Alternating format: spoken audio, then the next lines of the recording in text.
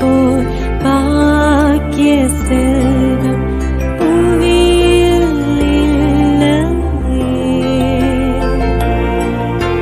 புவி நிரம்ப பொன் தந்தாலும் இப்பளிக்கு ஈடில்லையே.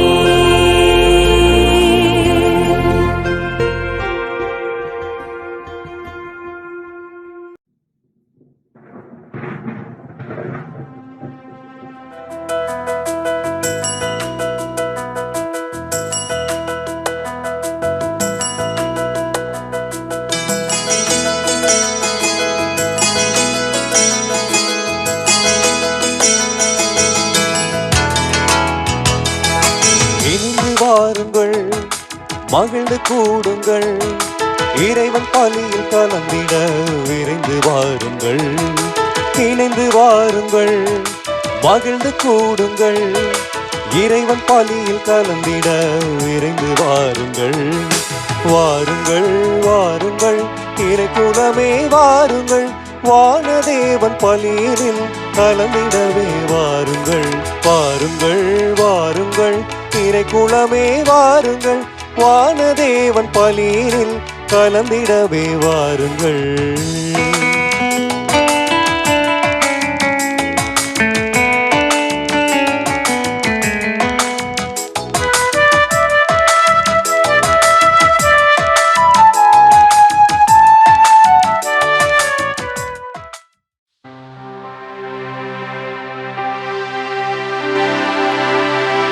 தந்தை மகன் தூய ஆவியாரின் பெயராலே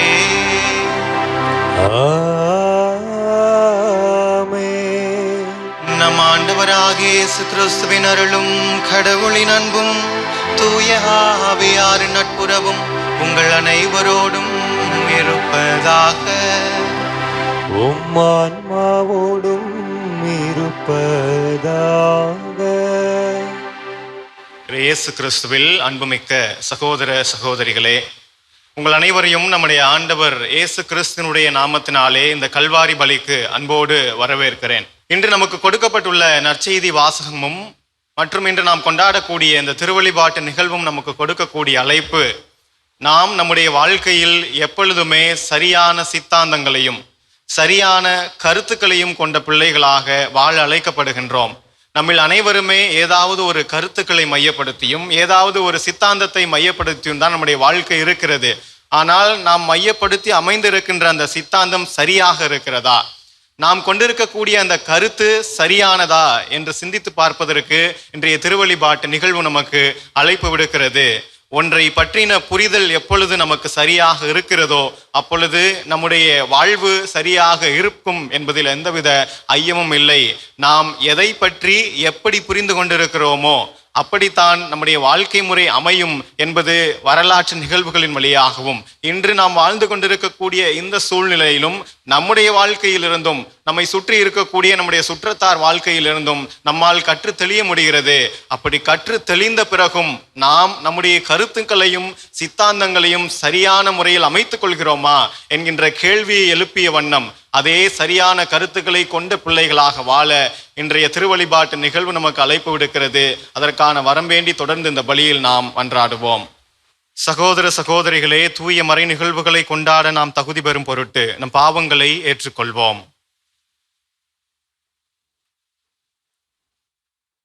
எல்லாம் வல்ல இறைவனிடமும் சகோதர சகோதரிகளே, உங்களிடமும் நான் பாவி என்று ஏற்றுக்கொள்கிறேன். ஏனெனில் என் சிந்தனையாலும் சொல்லாலும் செயலாலும் கடமையில் தவறியதாலும் பாவங்கள் பல செய்தேன். என் பாவமே என் பாவமே என் பெரும் பாவமே. ஆகையால் எப்பொழுதும் கன்னியான புனித மரியாவையும் வான தூதர் புனிதர் அனைவரையும் சகோதர சகோதரிகளே உங்களையும் நம் தேவனாகிய ஆண்டவரிடம் எனக்காக வேண்டிக் கொள்ள மன்றாடுகிறேன். எல்லாம் வல்ல இறைவன் நம் மீது இரக்கம் வைத்து நம் பாவங்களை மன்னித்து நம்மை நிலைவாழ்வுக்கு அழைத்து செல்வாராக. ஆமென்.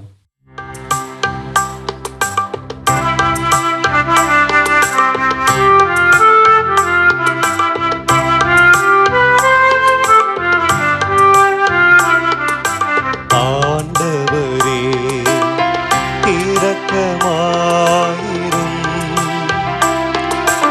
ஆண்டவரே இரக்க இரக்கமாயிரும். கிறிஸ்துவே இரக்கமாயிரும். கிறிஸ்துவே இரக்கமாயிரும். ஆண்டவரே இரக்கமாயிரும். ஆண்டவரே இரக்கமாயிரும். இரக்கமாயிரும்.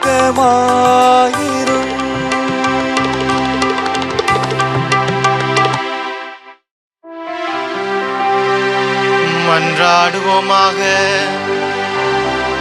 இறைவா, உமது பராமரிப்பின் திட்டம் ஒருபோதும் தவறுவதில்லை. அதனால் தீயவை அனைத்தையும் எங்களிடமிருந்து அகற்றி எமக்கு பயனளிக்கும் அனைத்தையும் கனிவுடன் தந்தருள்வீராக. உமோடு தூய ஆவியாரின் ஒன்றிப்பில் இறைவனா என்றென்றும் வாழ்ந்து ஆட்சி செய்கின்ற உம்மை மன்றாடுகின்றோ.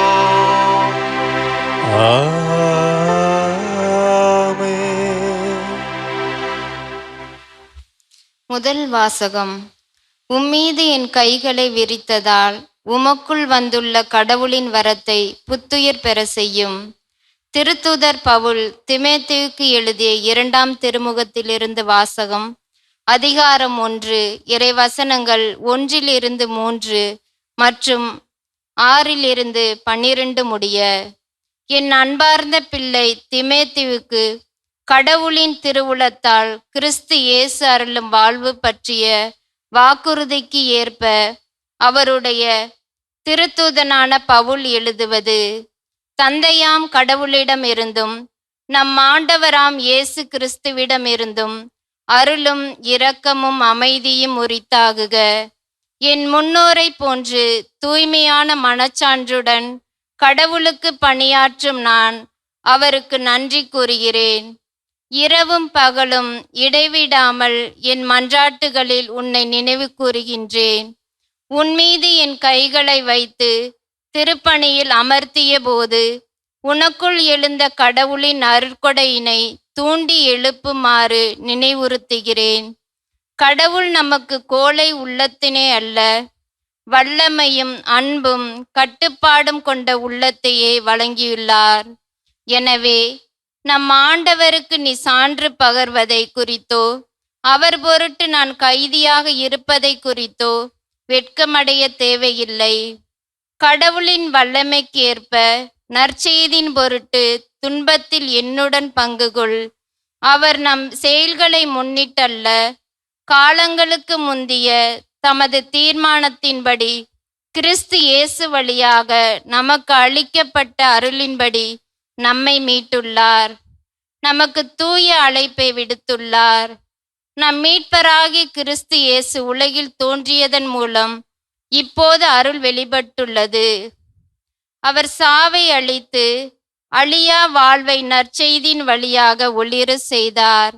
அந்த நற்செய்தி அறிவிப்பவனாகவும் திருத்தூதனாகவும் போதகனாகவும் நான் ஏற்படுத்தப்பட்டுள்ளேன். இதன் பொருட்டே நான் இவ்வாறு துன்புற்று வருகிறேன்.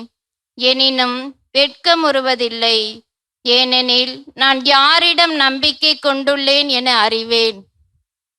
அவர் என்னிடம் ஒப்படைத்ததை இறுதி நாள் வரை காத்திட வல்லவர் என்கிற உறுதியான நம்பிக்கை எனக்கு உண்டு.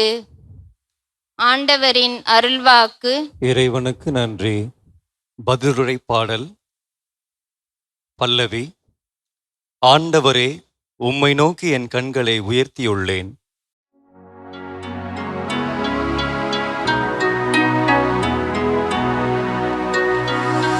ஆண்டவரே, உம்மை நோக்கி என் கண்களை உயர்த்தியுள்ளேன். கண்களை உயர்த்தியுள்ளேன். ஆண்டவரே, உம்மை நோக்கி என் கண்களை உயர்த்தியுள்ளேன். கண்களை உயர்த்தி உள்ளே விண்ணுலகில் வீற்றிருப்பவரே, உம்மை நோக்கியே என் கண்களை உயர்த்தியுள்ளே. பணியாளனின் கண்கள் தன் தலைவனின் கைதனை நோக்கி இருப்பது போல என் கண்களை உயர்த்தி உள்ளே.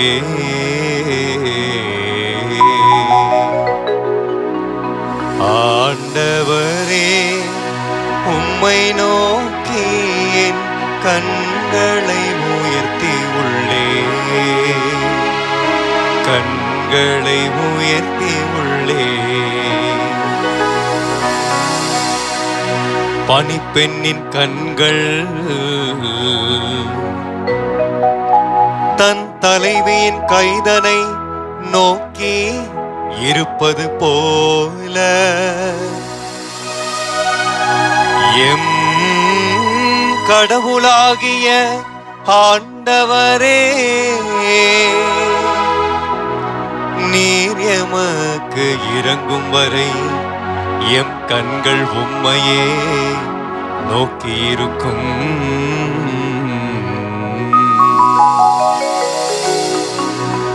ஆண்டவரே, உம்மை நோக்கி என் கண்களை உயர்த்தி உள்ளே, கண்களை உயர்த்தி உள்ளே. ஆண்டவரே, உம்மை நோக்கி என் கண்களை உயர்த்தி உள்ளே, கண்களை உயர்த்தி உள்ளே.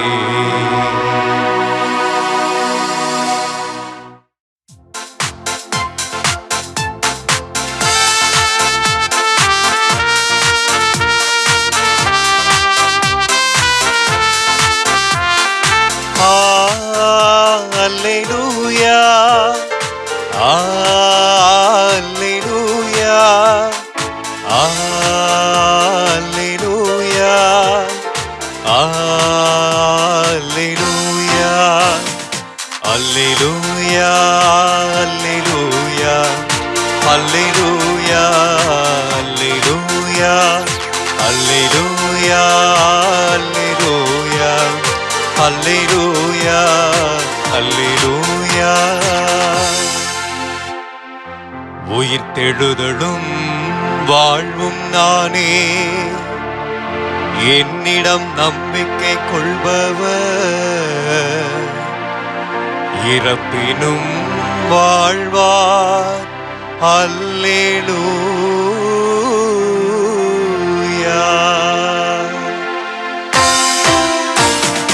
அல்லேலூயா, அல்லேலூயா, அல்லேலூயா, அல்லேலூயா.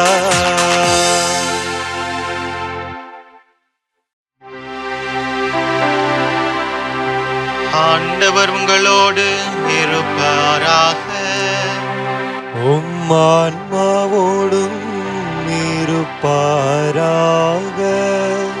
மார்க்கு எழுதிய தூய நற்செய்தியிலிருந்து வாசகம். ஆண்டவரே, மாட்சி உமக்கே.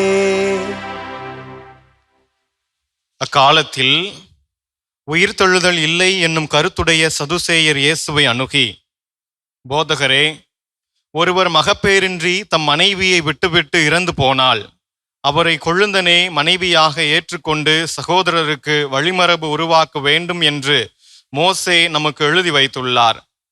சகோதரர் 7 இருந்தனர். மூத்தவர் ஒரு பெண்ணை மணந்து மகப்பேரின்றி இறந்தார். இரண்டாமவர் அவரை மணந்து அவரும் மகப்பேரின்றி இறந்தார். மூன்றாமவருக்கும் அவ்வாறே நிகழ்ந்தது. 7 பேருக்கும் மகப்பேறு இல்லாமல் போயிற்று. அனைவருக்கும் கடைசியாக அப்பெண்ணும் இறந்தார். அவர்கள் உயிர் தொழும்போது அவர்களுள் யாருக்கு மனைவியாக இருப்பார்? ஏனெனில் 7 அவரை மனைவியாக கொண்டிருந்தனரே என்று கேட்டனர். அதற்கு இயேசு அவர்களிடம், உங்களுக்கு மறைநூலும் தெரியாது, கடவுளின் வல்லமையும் தெரியாது. இதனால்தான் தவறான கருத்தை கொண்டிருக்கிறீர்கள்.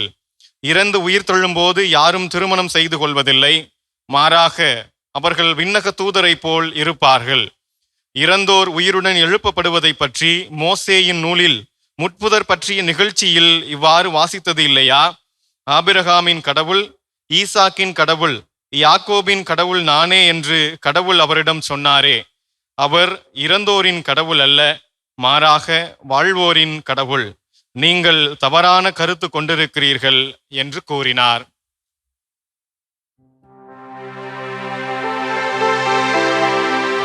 ஆண்டவரின் அருள்வாக்கு. கிறிஸ்துவே உமக்கு புகழ். கிறிஸ்து இயேசுவில் அன்புமிக்க சகோதர சகோதரிகளே, பொதுவாக நம்முடைய வாழ்க்கை ஒரு 3 வார்த்தைகளை மையப்படுத்தி அமைந்திருக்கும். இந்த 3 வார்த்தைகளை மையப்படுத்திய வாழ்வுதான் அது வெற்றியாக இருந்தாலும் சரி அல்லது தோல்வியாக இருந்தாலும் சரி, இந்த 3 வார்த்தைகளை மையப்படுத்தி தான் நம்முடைய வாழ்க்கையின் வெற்றியும் தோல்வியும் அமைந்திருக்கும் என்பதில் எந்தவித ஐயமும் இல்லை. அது கணவன் மனைவிக்கு இடைப்பட்ட உறவாக இருந்தாலும் சரி, பெற்றோர்களுக்கும் பிள்ளைகளுக்கும் இடையில் இருக்கக்கூடிய உறவு முறைகளாக இருந்தாலும் சரி, அல்லது ஒரு பங்கு தந்தைக்கும் பங்கு தளத்தில் இருக்கக்கூடிய பங்கு மக்களுக்கும் இருக்கக்கூடிய உறவாக இருந்தாலும் சரி, யாருக்கும் இடையில் இருக்கக்கூடிய உறவாக இருந்தாலும் சரி, அல்லது எந்த கருத்தாக இருந்தாலும் சரி, எதுவாக இருந்தாலும் சரி, இவை அனைத்துமே ஒரு 3 வார்த்தைகளை மையப்படுத்தி தான் அமைந்திருக்கும். அவை 1 புரிந்து கொள்ளுதல், 2வது தவறாக புரிந்து கொள்ளுதல், 3வது புரிந்து கொள்ளாமை. இல்லையா? 1 புரிந்து கொள்ளுதல், அண்டர்ஸ்டாண்டிங். 2வது தவறாக புரிந்து கொள்ளுதல், மிஸ் அண்டர்ஸ்டாண்டிங். 3வது புரிந்து கொள்ளாமை, நாட் அண்டர்ஸ்டாண்டிங். இந்த 3 வார்த்தைகளை மையப்படுத்தி தான் எல்லா வகையான உறவுகளும், எல்லா வகையான சித்தாந்தங்களும், எல்லா வகையான கருத்துக்களும் அமைந்திருக்கும். ஆனால் அந்த கருத்து, அந்த சித்தாந்தம், அந்த உறவு முறை சரியாக இருக்கிறதா அல்லது தவறாக இருக்கிறதா என்பது அவரவர் தனிப்பட்ட நபரினுடைய புரிதலை பொறுத்து என்பதை நாம் புரிந்து கொள்ள வேண்டும். இதைத்தான் நான் என்னுடைய முன்னுரையில் சொன்னேன். நாம் எப்பொழுது சரியான சித்தாந்தத்தையும் சரியான புரிதலையும் நம்முடைய வாழ்க்கையின் மையமாக சூட்சமமாக்கி வைத்திருக்கிறோமோ, அப்பொழுது நம்முடைய வாழ்க்கையின் வெற்றியானது சரியான பயணத்தில் செல்லும் என்பதில் எந்தவித ஐயமும் இல்லை. ஒரு கணவன் மனைவிக்கு இடைப்பட்ட உறவு ஜெயிக்க வேண்டுமெனில், நம்பிக்கை மிக்கதாக இருக்க வேண்டுமெனில், அவர்களுக்கு இடைப்பட்ட இருக்கக்கூடிய புரிதல் என்பது சரியானதாக இருக்க வேண்டும்.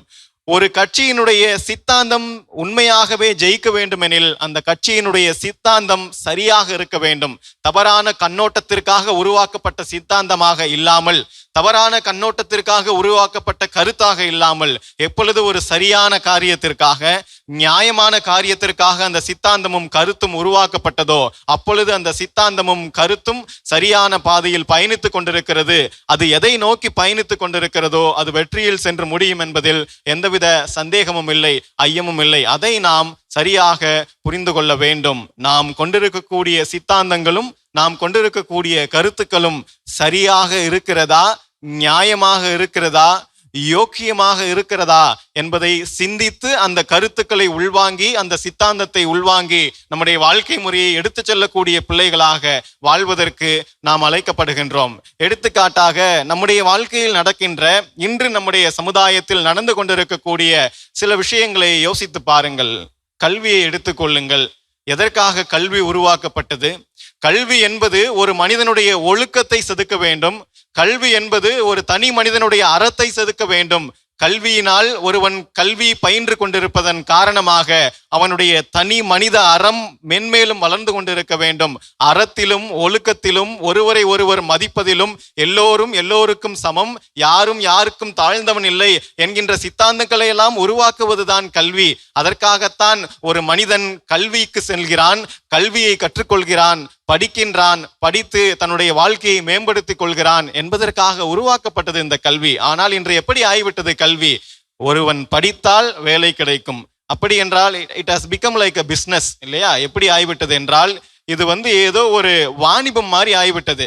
நாம் படித்தால் வேலை கிடைக்கும், படிப்பு என்பது வேலைக்காக மட்டுமே என்று உருவாக்கப்பட்டது அல்ல. கல்வியினுடைய முக்கியமான சூட்சமமான சித்தாந்தம் என்பது தனி மனிதனுடைய அறம் வளர வேண்டும். அப்படி தனி மனிதனுடைய அறம் வளர்கின்ற பொழுது ஒவ்வொரு தனி மனிதனாக சேர்ந்து இந்த ஒட்டுமொத்த சமுதாயத்தினுடைய அறம் வளரும். தனி மனிதனுடைய அறத்தினால் சமூக அறம் வளரும் என்பதற்காக உருவாக்கப்பட்டதுதான் கல்வி. அதை நாம் தவறாக புரிந்து கொண்டோம். தவறாக புரிந்து கொண்டதன் விளைவாக இன்று படித்தவர்கள் அதிகமாக குற்றங்களை செய்கிறார்கள், படித்தவர்கள் அதிகமாக குற்ற செயல்பாடுகளில் ஈடுபடுகிறார்கள் என்பதில் நாம் மறுப்பதற்கு ஒன்றுமில்லை என்பதை நாம் சரியாக புரிந்து கொண்டிருக்க வேண்டும். ஆன்மீகத்தை எடுத்து பாருங்கள். ஆன்மீகம் என்றால் என்ன என்றே இன்று நமக்கு தெரிவதில்லை. ஆன்மீகம் என்றால் என்ன என்று நாம் நினைத்து கொண்டிருக்கிறோம் தெரியுமா?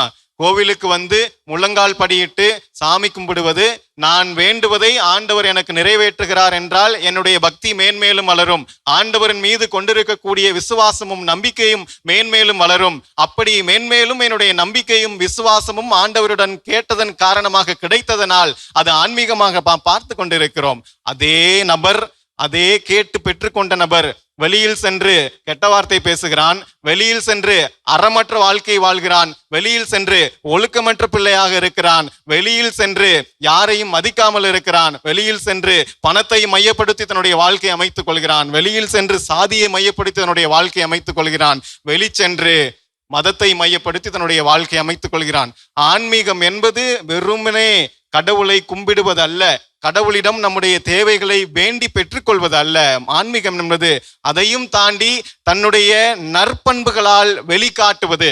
எவன் ஒருவன் தன்னுடைய நற்பண்புகளால், ஒழுக்கத்தினாலும் அறத்தினாலும் தன் அருகே இருக்கக்கூடிய மனிதனை காண்பிக்க செய்கிறானோ அப்பொழுது அந்த மனிதன் ஆன்மீகவாதியாக சித்தரிக்கப்படுகிறான். அப்பொழுதுதான் உண்மையிலேயே அவன் ஒரு ஆன்மீகவாதி. ஆன்மீகத்தையும் பண்பு நலன்களையும் பிரித்து நம்மால் ஒருபோதும் பார்க்க முடியாது. Morality is spirituality. நம்மால் இந்த மொராலிட்டியையும் ஸ்பிரிச்சுவாலிட்டியும் பிரிக்கவே முடியாது. அதனால் நமக்கு ஆன்மீகத்தை பற்றி இருக்கக்கூடிய கருத்து கூட இன்று தவறானதாகத்தான் இருக்கிறது. மருத்துவத்தை பற்றி இருக்கக்கூடிய கருத்தும் நமக்கு தவறாகத்தான் இருக்கிறது. உலகத்திலேயே மருத்துவத்திற்கு அட்வர்டைஸ்மெண்ட் கொடுக்கக்கூடிய நாடு நம்முடைய நாடாகத்தான் இருக்கும். எங்கு பார்த்தாலும் விளம்பர பலகைகள், இந்த ஹாஸ்பிட்டல் இதற்கு பொருந்தும், சரியானதாக இருக்கும் என்று அவர்களே தங்களுடைய மருத்துவமனைகளுக்காக விளம்பர பலகை செய்து கொள்கிறார்கள். மருத்துவமும் என்று வாணிபமாக மாறி போனதை நாம் பார்க்கிறோம். இப்படியாக நாம் நம்முடைய வாழ்க்கையில், நம்முடைய வாழ்க்கை சூழ்நிலைகளில் நாம் கொண்டிருக்கக்கூடிய கருத்துக்களும் சித்தாந்தங்களும் தவறாக இருக்கிறது. அப்படி தவறான சித்தாந்தங்களும் கருத்துக்களும் ஒருபோதும் நம்முடைய வாழ்க்கையை மேம்படுத்த போவதில்லை. மாறாக சுயநலமாக மேம்படுத்துமே தவிர சமுதாயம் சார்ந்த வாழ்க்கையினை ஒருபோதும் மேம்படுத்த போவதில்லை. சமுதாயம் சார்ந்த வாழ்க்கையினை எப்பொழுது மேம்படுத்துகிறோமோ அப்பொழுதுதான் அதை சார்ந்த அந்த கருத்தும் சித்தாந்தமும் சரியாக இருக்கும் என்பதை நாம் புரிந்து கொள்ள வேண்டும். அதுவரை நாம் கொண்டிருக்கக்கூடிய இந்த கருத்தும், நாம் கொண்டிருக்கக்கூடிய இந்த சித்தாந்தமும், நாம் ஒன்றை பற்றி புரிந்து வைத்திருக்கக்கூடிய அந்த புரிதலும் சரியாக இல்லாத பொழுது நம்முடைய வாழ்க்கை சரியான பாதையில் பயணிக்க போவதில்லை. நாம் ஆண்டவர் இயேசு எதிர்பார்த்து கொண்டிருக்கக்கூடிய அந்த பண்பு நலன்களில், அந்த பண்பு நலன்களுக்கு ஏற்றாற் போல நம்முடைய வாழ்க்கையை நாம் ஒருபோதும் அமைத்துக் கொள்ள போவதில்லை. அதற்காக படைக்கப்பட்டவர்கள் அல்ல நாம் படைக்கப்பட்டது ஆண்டவர் எந்த எதிர்பார்ப்போடு, எந்த நோக்கத்தோடு, எதற்காக நம்மை படைத்தாரோ அந்த நோக்கத்தை பூர்த்தி செய்வதற்காகவும் அவருடைய எதிர்பார்ப்புகளை பூர்த்தி செய்வதற்காகவும் படைக்கப்பட்டவர்கள் தான் என்பதை நாம் புரிந்து கொள்ள வேண்டும். எப்பொழுது அதை நாம் புரிந்து கொள்கிறோமோ அப்பொழுது நம்முடைய சித்தாந்தங்கள் சரியாகும். எப்பொழுது ஆண்டவருக்காக படைக்கப்பட்டோம் என்பதை நாம் புரிந்து கொள்கிறோமோ அப்பொழுது நாம் கொண்டிருக்கக்கூடிய கருத்துக்கள் சரியானவையாக மாறும். எப்பொழுது ஆண்டவருக்காகத்தான் நாம் படைக்கப்பட்டிருக்கிறோம், அவர் எதிர்பார்க்கின்ற அந்த வாழ்க்கை முறையில் தான் நாம் வாழ வேண்டும் என்பதை புரிந்து கொள்கிறோமோ அப்பொழுது நாம் வாழுகின்ற வாழ்க்கை ஆண்டவருக்கு உகந்த வாழ்க்கையாக, இயேசுவுக்கு உகந்த வாழ்க்கையாக நாம் வாழ்ந்து கொண்டிருக்கிறோம் என்பதில் எந்தவித ஐயமும் இல்லை. அதைத்தான் இன்றைய நற்செய்தி வாசகத்தில் நாம் வாசிக்க கேட்டோம். நாம் அனைவரும் தவறான கருத்துக்களை கொண்டிருக்கிறோம். ஒன்றை குறித்து தவறான கருத்துக்களை கொண்டிருக்கக்கூடிய பிள்ளைகளாக நாம் வாழ்ந்து கொண்டிருக்கிறோம். தவறான கருத்துக்கள், தவறான சித்தாந்தங்கள் நம்முடைய வாழ்க்கையை பாதிக்கிறது. வாழ்க்கையை பாதிப்பதன் விளைவாக, தனி மனிதனுடைய வாழ்க்கையை பாதிப்பதன் விளைவாக தவறான கருத்துக்களும் தவறான சித்தாந்தங்களும் சமூக வாழ்க்கையை பாதிக்கிறது. இதை எப்பொழுது நாம் உணர்ந்து கொள்கிறோமோ, எப்பொழுது உணர்ந்து நம்முடைய மனதை மாற்றிக்கொண்டு நம்முடைய வாழ்க்கையை சமூகம் சார்ந்த வாழ்க்கையாக மாற்றிக்கொள்கிறோமோ அப்பொழுது இறைவனின் பிள்ளையாக, இறைவன் படைத்த படைப்புகளின் பிள்ளைகளாக நாம் இருப்போம் என்பதில் எந்தவித ஐயமும் இல்லை. ஒருவேளை நாம் அப்படி இருக்கிறோம் எனில் ஆண்டவருக்கு நன்றி செலுத்துங்கள், இல்லையெனில் அப்படித்தான் வாழ வேண்டும் என்கின்ற வரம் வேண்டி தொடர்ந்து இந்த பலியில் மன்றாடுவோம். அனைவரும் எழுந்து நின்று நம்முடைய மன்றாட்டுக்களை ஆண்டவரின் பாதம் எடுத்து வைப்போம். தாயும் தந்தையுமான இறைவா, இதோ இன்று எங்களுடைய திரு அவையை வழிநடத்தி கொண்டிருக்கக்கூடிய திருத்தந்தை, ஆயர்கள், குருக்கள், துறவரத்தார் ஆகிய அனைவரையும் பாதத்தில் சமர்ப்பித்து மன்றாடுகிறோம். நீர்தாமே என்னாலும் அவர்களோடு இருந்து அவர்களுடன் பயணித்து அவர்களுக்கு தேவையான ஞானத்தையும் ஆற்றலையும் தந்து நீர் எதிர்பார்க்கின்ற அந்த வழியில் இந்த திரு அவையை வழிநடத்த தேவையான எல்லாவிதமான ஆசீர்வாதங்களையும் தருமாறு உம்மை வேண்டி ஜபிக்கின்றோம் இறைவா. எல்லாம் வல்ல இறைவா, எங்கள் மன்றாட்டை கேட்டருளும். அன்பே உருவான இறைவா, இதோ இங்கு கொள்ளுமை இருக்கக்கூடிய ஒவ்வொரு பிள்ளைகளுக்காகவும் மன்றாடுகிறோம். அவர்கள் குடும்பங்களுக்காக ஜபிக்கின்றோம். பல்வேறு எண்ணங்களோடும் எதிர்பார்ப்புகளோடும் இந்த ஆலயத்தை தேடி வந்திருக்கிறார்கள். அவர்கள் மனதில் இருக்கக்கூடிய எண்ணங்கள், எதிர்பார்ப்புகள் விரைவாக நிறைவேறி எப்பொழுதும் அவர்களுடைய வாழ்க்கையில் அன்பும் மகிழ்ச்சியும் சமாதானமும் இருக்கும்படியாக ஆண்டவரே உம்மை நோக்கி ஜபித்து மன்றாடுகின்றோம். எல்லாம் வல்ல இறைவா, எங்கள் மன்றாட்டை கேட்டருளும். தாயும் தந்தையுமான இறைவா, எங்கள் நாட்டை ஆண்டு கொண்டிருக்கக்கூடிய தலைவர்களுக்காக ஜபிக்கின்றோம். நீர்தாமே அவர்களை தொட்டு ஆசிர்வதித்து நாட்டிற்கு தேவையான அறத்தினையும் சமூக அறத்தினையும் போதிக்கக்கூடியவர்களாக, கற்றுக் கொடுக்கக்கூடிய தலைவர்களாக மாற வேண்டிய எல்லாவிதமான அருள்வரங்களை தந்து காத்தருளுமாறு உம்மை நோக்கி மன்றாடுகிறோம். எல்லாம் வல்ல இறைவா, எங்கள் மன்றாட்டை கேட்டருளும். அன்பே உருவான இறைவா, அனாதைகள், கைவிடப்பட்டவர்கள், யாரும் இல்லாத நிலையில் இருக்கக்கூடியவர்கள், முதியவர்கள், தனிமையில் இருக்கோர் ஒவ்வொருவருக்காகவும் ஜபிக்கின்றோம். ஆண்டவரே, உம்முடைய உடனிருப்பினாலும் பாதுகாப்பினாலும் அரவணைப்பினாலும் எப்பொழுதும் உம்முடைய உடனிருப்பை உணர்ந்த பிள்ளைகளாக, எப்பொழுதும் உம்முடைய வானதூதர்களின் பாதுகாப்பில் அரவணைக்கப்பட்ட பிள்ளைகளாக, உணர்கின்ற பிள்ளைகளாக வாழ வரம் வேண்டி உம்மை நோக்கி ஜபித்து மன்றாடுகின்றோம். எல்லாம் வல்ல இறைவா, எங்கள் மன்றாட்டை கேட்டருளும். எல்லோரும் நம்முடைய தனிப்பட்ட தேவைகளுக்காக சிறிது நேரம் மன்றாடுவோம்.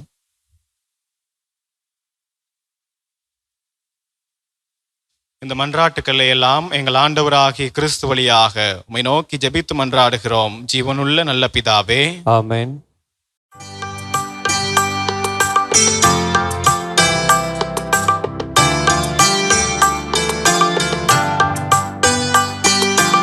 எனக்கென்று கொடுத்ததெல்லாம் எடுத்துக்கொள் முழுவதும். எனக்கென்று கொடுத்ததெல்லாம் எடுத்துக்கொள் முழுவதும். இளமையும் வளமையும் நான் வழங்கிட வறியவர்க்கே.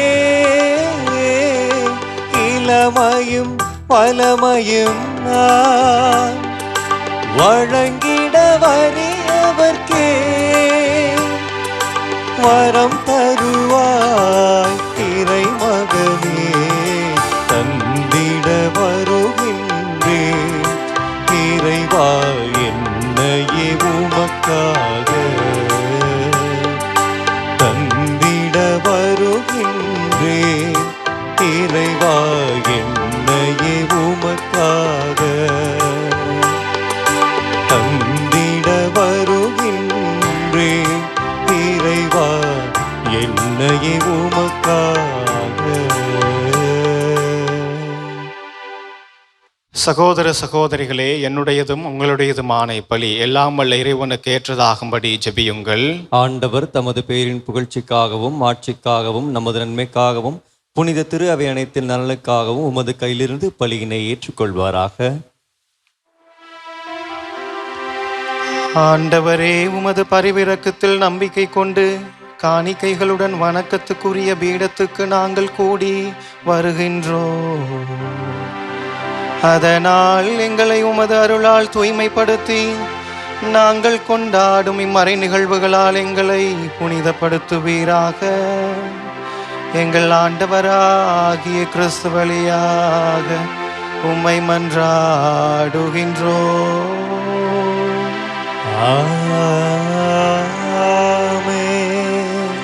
ஆண்டவர் உங்களோடு இருப்பாராக.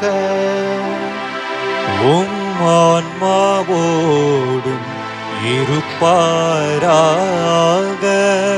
இதயங்களை மேலே எழுப்புங்கள், ஆண்டவரிடம் எழுப்பி உள்ளோம். நம் இறைவனாகிய ஆண்டவருக்கு நன்றி கூறுவோம்.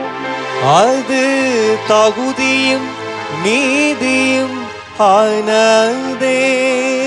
ஆண்டவரே, தூயவரான தந்தையே, என்றும் உள்ள எல்லாம் வல்ல இறைவா, எங்கள் ஆண்டவராகிய கிறிஸ்து வழியாக எந்நாளும் எவ்விடத்திலும் நாங்கள் உமக்கு நன்றி செலுத்துவது மெய்யாகவே தகுதியும் நீதியும் ஆகும். எங்கள் கடமையும் மீட்புக்குரிய செயலுமாகும். பாஸ்கா மறை நிகழ்வு வழியாக கிறிஸ்து புரிந்த அற்புத செயல் இதுவே. தேர்ந்தெடுக்கப்பட்ட வழிமரபினர், அரச குருக்களின் கூட்டத்தினர், மக்களினத்தார் அவரது உரிமை சொத்தான மக்களினும் ஆட்சியை எங்கள் இப்பொழுது அடையுமாறு எங்களை பாவத்தில் இருந்தும் சாவின் பிடியில் இருந்தும் அழைக்க அவர் திருவுளமானார். இவ்வாறு இருளில் இருந்து உமது வியத்தகு மொழிக்கு அழைக்கப்பட்ட நாங்கள் உமது வல்லமையை எங்கும் இடத்துரைக்க செய்தருளினார். ஆகவே வானதூதர் முதன்மை வானதூதரோடும் அரியணையில் அமர்வோர் தலைமை தாங்குவோரோடும் வான்படைகளின் அணிகள் அனைத்தோடும் சேர்ந்து நாங்கள் உமது மாட்சியை புகழ்ந்து முடிவின்றி பாடுவதாவது: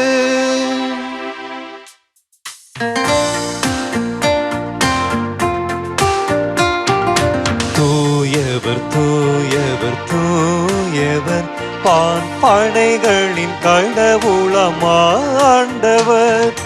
விண்ணகமும் மன்னகமும் உமது மாட்சியால் நிறைந்துள்ளன. உன்னதங்களிலே ஓசன்னா, உன்னதங்களிலே ஓசன்னா.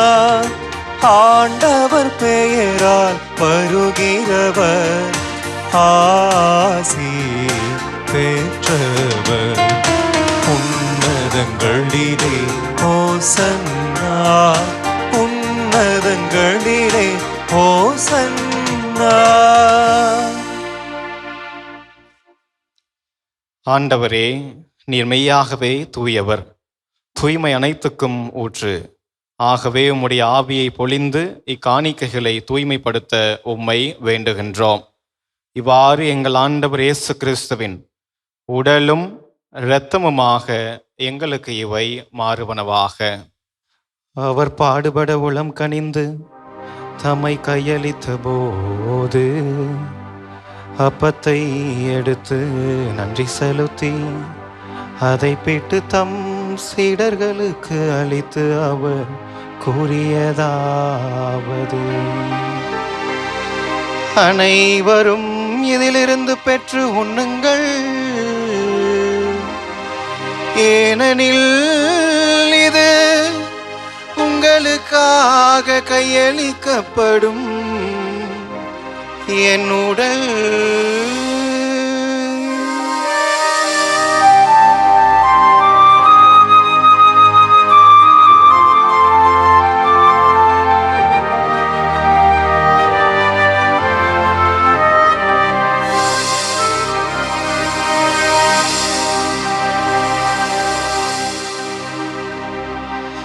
அவ்வண்ணமே இரவு விருந்தை அருந்திய பின் கிண்ணத்தையும் எடுத்து மீண்டும் உமக்கு நன்றி கூறி தம் சீடர்களுக்கு அளித்து அவர் கூறியதாவது: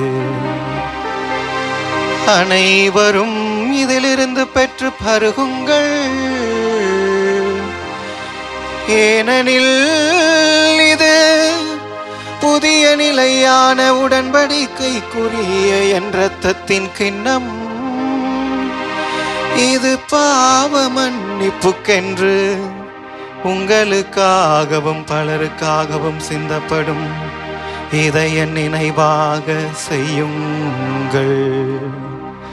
இதை என் நினைவாக செய்யுங்கள்.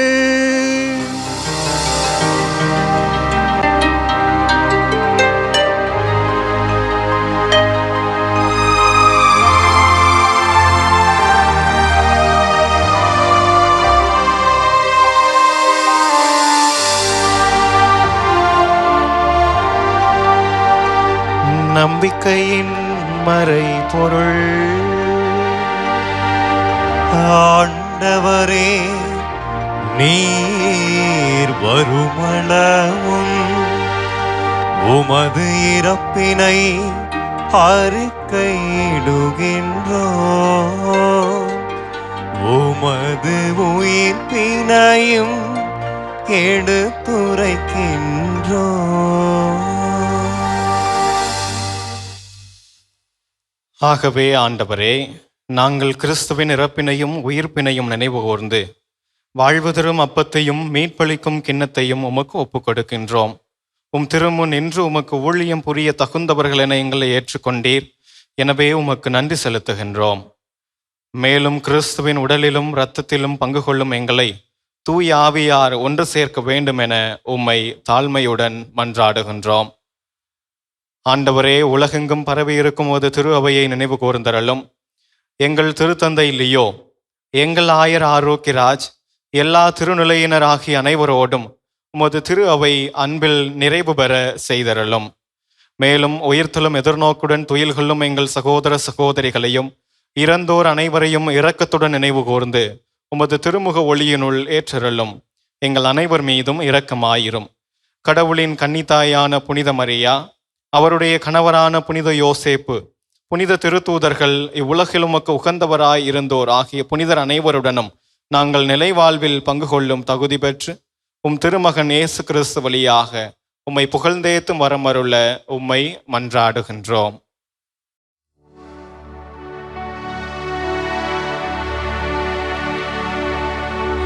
இவர் வழியாக இவரோடு இவரில் எல்லாம் வல்ல இறைவனாகிய தந்தையே, தூய ஆவியாரின் ஒன்றிப்பில் எல்லா புகழும் ஆட்சியும் என்றென்றும் உமக்கு உரியதே.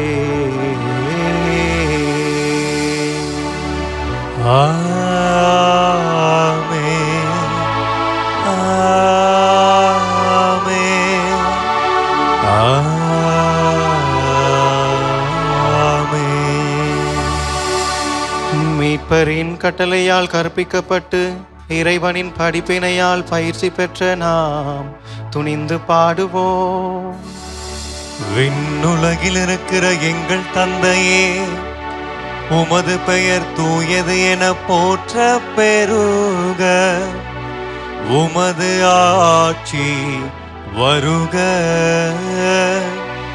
உமது திருவுளம் விண்ணுலகில் நிறைவேறுவது போல மண்ணுலகிலும் நிறைவேறுக.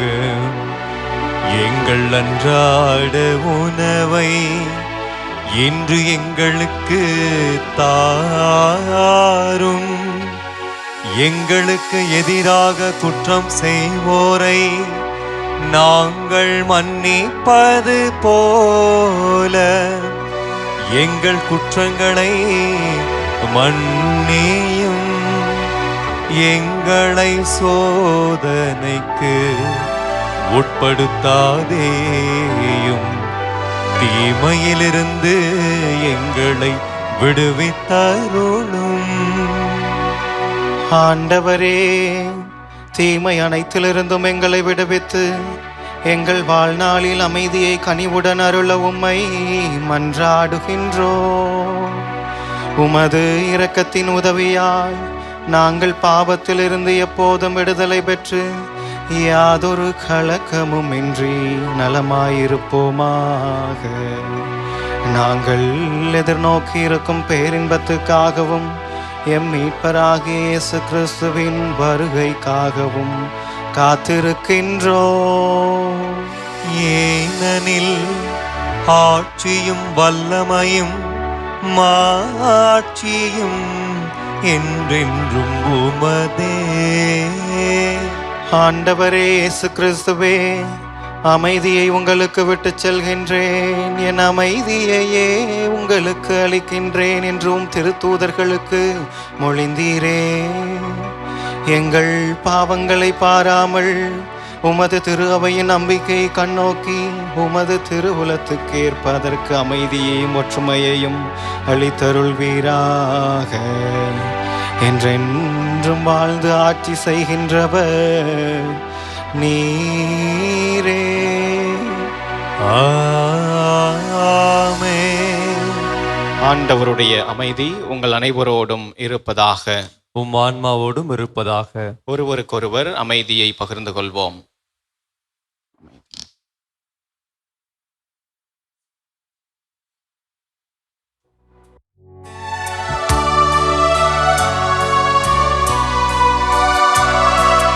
உலகின் பாவம் போக்கும் இறைவனின் செம்மறியே,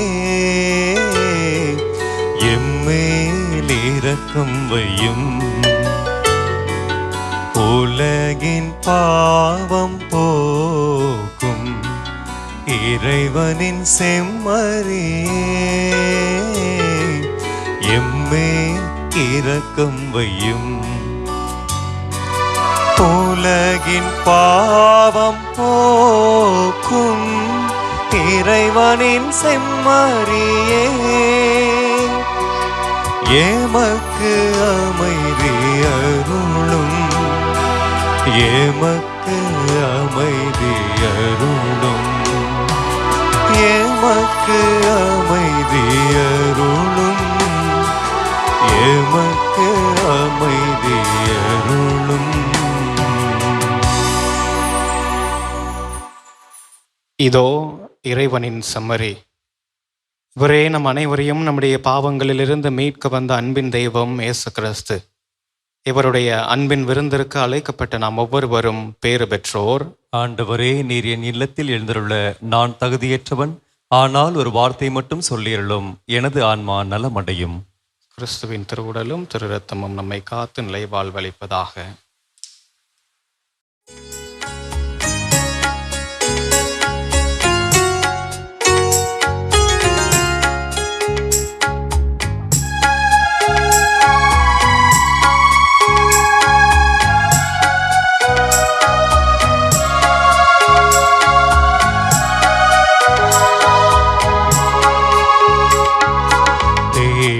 அன்பு தெய்வம் என்னை தேடி வந்த நேரம், கோடி நன்மை கூடும், புவி வாடும் நிலைகள் மாறும்,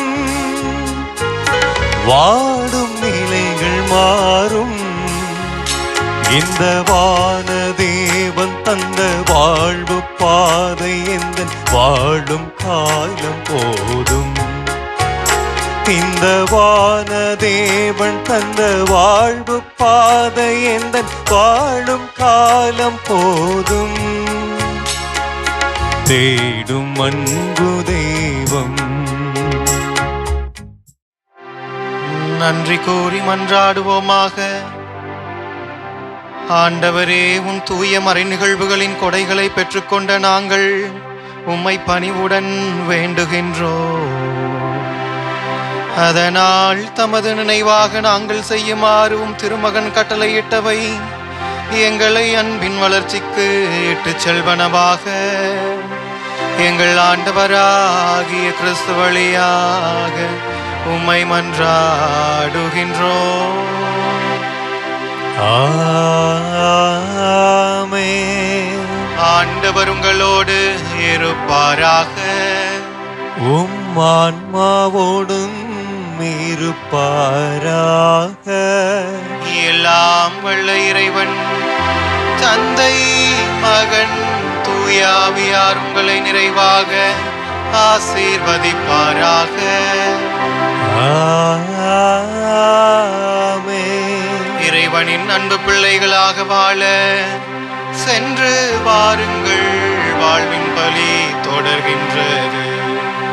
இறைவனுக்கு நன்றி.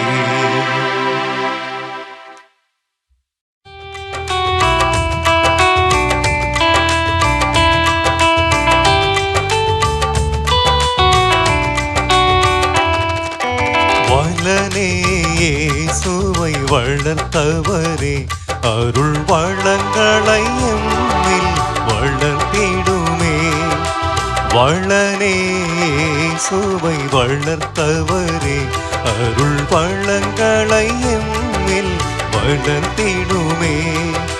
தாயாய் மாமரிதான் இருக்க நல்ல தந்தை ஒருவர் எமக்கு வேண்டாமா? தாயாய் மாமரிதான் இருக்க நல்ல தந்தை ஒருவர் எமக்கு வேண்டாமா? சூசையே இறை நேசரே, மாவளனே அருட்காவலனே. சூசையே இறை நேசரே, மாவளனே அருட்காவலரே. வளனே இயேசுவை வளர்த்தவரே, அருள் வளங்களை எம்மில் வளர்த்திடுமே.